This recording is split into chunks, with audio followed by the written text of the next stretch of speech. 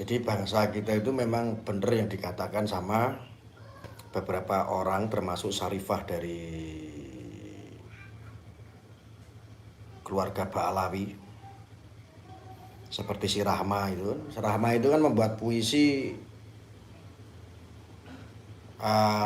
kalau ini tuh negeri-negeri bajingan. Negeri bajingan dan pemimpinnya juga, presidennya juga dikatakan presiden bajingan. Jadi sudah klop gitu loh bahwa ketika si Rocky itu mengatakan bahwa kepala negara kita, pemimpin kita itu adalah bajingan dan negeri ini juga negeri bajingan, itu Rahma ya, Rahma Ba'alawi ya yang mengatakan seperti itu. Jadi fix bahwa bangsa ini bangsa bajingan. Supaya bajingan kabeh.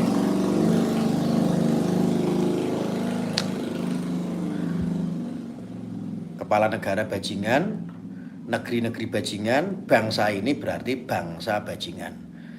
Pokoknya lu semuanya bajingan semua. Bajingan kabeh. Ada. Kok bisa ya? Ya bisa karena itu diterjemahkan oleh para pemakar-pemakar ideologis. Pemakar ideologis adalah penjajah-penjajah secara ideologis. Menjajah otak kita, menjajah prinsip kita, menjajah batin kita, menjajah ideologi kita, ideologi agama kita, ideologi bangsa kita, ideologi negara kita, ideologi supaya semuanya itu udah dijajah yang akhirnya menjadi bangsa bajingan.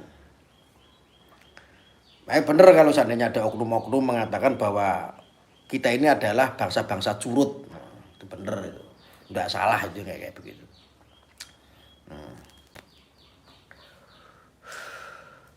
Memang isinya bajingan semua gitu. Isinya itu bajingan semua ya. Jadi yang tadinya itu orang-orang yang memiliki dharma, yang memiliki akhlak, yang memiliki adab, akhirnya menjadi stigmakan menjadi bajingan. Yang menciptakan bajingan ya mereka-mereka sendiri, para bajingan-bajingan politik gitu. Jadi susah gitu.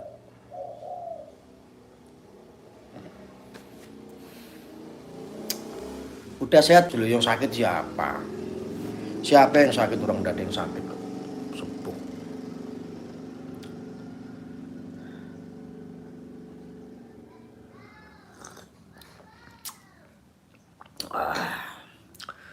Terus ketika ada seorang Habibnya Habib merah putih lagi.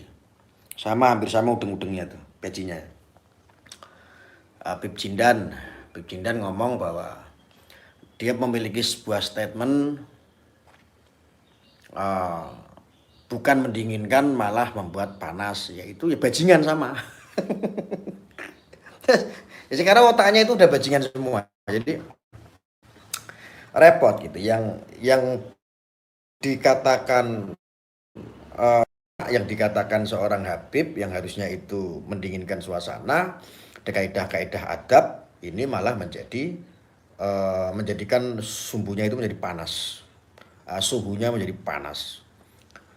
Jadi dia malah nantang di situ, narasinya itu menantang seolah-olah kalau ini netizen tuh mengatakan banyak bahwa tentang masalah nasab ini, terus usir orang-orang Yaman segala macam, itu kan baper namanya.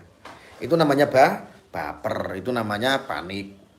Ya seharusnya tuh udah kayak begitulah Bib. Ya harusnya ketika ada narasi atau suara-suara di luaran sana tentang kajian ilmu nasab, harusnya dibantah dengan ilmu. Ya kan? Jadi nggak malah nantang-nantang. Kalau nantang-nantang kayak begitu kan ya sebuah ucapan itu kan doa ya. Nah, nanti dijabah bener. Allah itu memiliki segala cara gitu loh. Allah itu kalau ketika sudah kun fayakun gitu loh. Kalau Habib Jindan itu ibaratnya itu bilang nanti diusir, apa kalau mau usir ya diusir aja semua. Terus Habib-Habib itu yang di NU narasinya begitu. Habib-Habib yang di NU suruh keluar semua. Terus saya adalah orang pertama yang siap untuk dideportasi, katakanlah seperti itu. Nah, ini juga kurang tepat lah, kurang bijak gitu loh. Itu kan bahasa bajingan jadinya. Jadi jadi sudah negeri ini negeri bajingan, ya, kata si Rahma, seorang syarifah dari Ba'alawi itu mengatakan dalam puisinya itu ini negeri bajingan. Rocky Gerung mengatakan kepala negara ini juga bajingan, Jokowi bajingan. Dan ketika tentang kajian ilmu nasab, jawaban daripada Habib Jindan itu juga seolah-olah itu baper, panik, dan dia orang pertama yang akan siap dideportasi kalau itu semuanya mau gitu loh. Contoh Habib semuanya di NU di ini dan itu begini, berarti dia siap. Nah ini juga narasi bajingan gitu loh. Wes pokoknya klop, jadi bangsa kita ini sudah tanpa tedeng aling-aling, sing wong abangan, sing kiai, sing ulama, sing habaib kabeh iki seolah-olah iki bukan mendidik, malah mendidik karakter seperti bajingan kabeh. Lha sing ngene iki ra yo angel, repot gitu loh. Jadi seperti nanti ini krisis ilmu akhirnya, krisis akhlak, krisis adab. Masya Allah. Miris yakin. Aku tuh diem mantau sebetulnya. Diam, ngeliatin gitu perkembangannya seperti apa.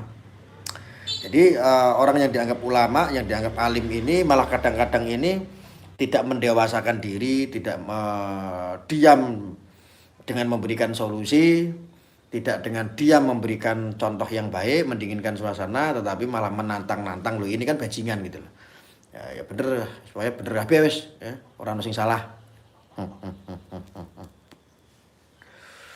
Bajingan kabeh ini.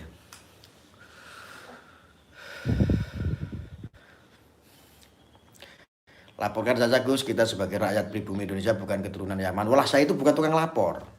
Saya itu bukan tukang lapor. Kalau orang melaporkan saya sering dan banyak. Saya bukan tukang lapor. Jadi kalau lupa lapar. Ya. Jadi awal mula ini sebetulnya sederhana dan simpel. Simpelnya itu karena di negeri kita, Indonesia Raya, Nuswantoro ini munculnya para ulama-ulama bajingan. Oknum ya, kalau ulama itu nggak ada yang bajingan, tetapi memang munculnya ulama-ulama bajingan yaitu oknum. Tidak ada ulama itu bajingan, tidak ada. Makanya ulama yang dulu itu sama sekarang, waduh, jauh sekali. Ya, jauh. Ulama dulu sama ulama sekarang itu jauh daripada perilakunya. Kalau dulu itu beradab, berakhlak, mendinginkan suasana, zaman sekarang ulama-ulama bajingan itu malah bikin panas. Jadi kan malah kelenger. Yang kayak begini-begini itu rusuh, bikin ruwet gitu loh. Zaman saya dulu tidak ada seperti ini. Dulu waktu masih almarhum guru besar kita Gus Dur, ya, di era waktu itu dan di era sebelum 2014 lah minimal itu. Tidak ada yang seperti ini. Tidak ada. Tapi sekarang ulama-ulama ini menunjukkan karakter bajingannya. Bajingan. Yo gimana gak bajingan kalau bikin statement sembarangan. Nah semua ini kan berawal dari apa? Dari 2014. Ketika apa? Agama dipolitisasi. Akhirnya apa? Umat yang mengaku beragama menjadi terpecah belah. Mereka berbondong-bondong untuk mikir bagaimana perutnya itu bisa blending, bisa kenyang. Akhirnya apa? Melakukan politik praktis. Politik praktis dengan cara apa? Menggait massa masing-masing. Menggait dukungan masing-masing karena mereka menjadi promotor politik. Dimanfaatkan oleh para pejabat-pejabat yang memiliki kepentingan. Mereka dijadikan endos ulama dan habaib. Tapi tidak semua, tidak. Dijadikan endos. Akhirnya apa? Ketika sudah dijadikan endos seorang habaib, oknum untuk mendukung satu, untuk memenangkan yang ini, lalu akhirnya apa? Berbondong-bondong, mereka sekuat mungkin, sebagaimana caranya mungkin, sehingga agama pun dijadikan korban. Perpecahan pun terjadi.